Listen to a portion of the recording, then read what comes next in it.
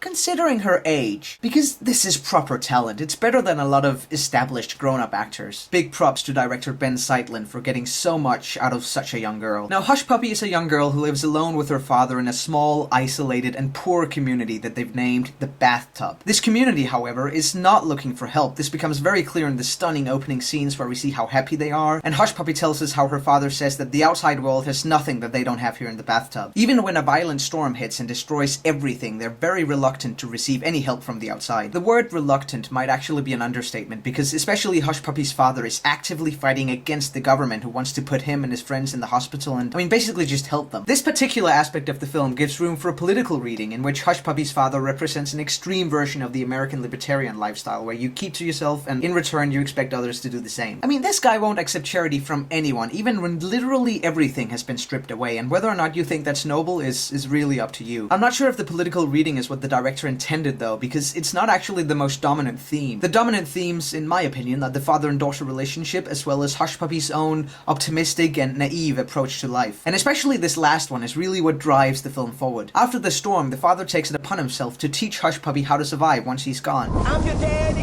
it's just my job to take care of you, okay?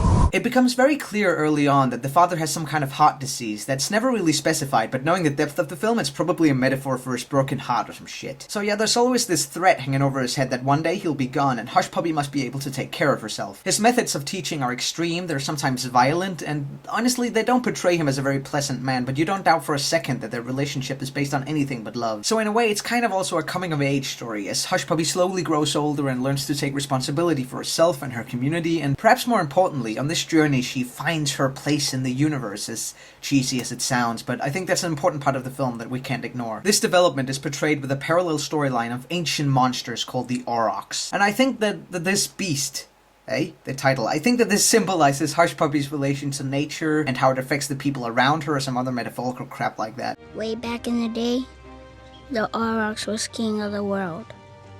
If it wasn't for giant snowballs and the Ice Age, I wouldn't even be Hush Puppy. I would just be breakfast. Whether these monsters are simply a figment of Hush Puppy's imagination is never made clear, but it doesn't actually matter because the entire film is so magical anyway that you don't really care about it. It is truly a movie-going experience. Everything from the music to the colors to the raw, shaking camera movements and fantastical elements create this feeling of wonder and amazement that I think emulates the way Hush Puppy sees the world. It should be pretty clear by now that I love this film, however, it should also be noted that it's not for everyone. The trailer for the film makes it out to be a beautiful and accessible indie drama, which it isn't. It's beautiful, yeah, but it's not as accessible as you might think. Both the narrative and visual style is clearly inspired by the work of Terrence Malick, whose most recent project, The Tree of Life, was more art house than anything. I wouldn't go as far as to classify this as an art film, but it definitely has some of the same elements. I also feel like it takes a bit of patience to get through, even though it's only an hour and a half long, but it kinda loses pace once the introduction is done. And I did actually see some people leave the cinema at this point. But I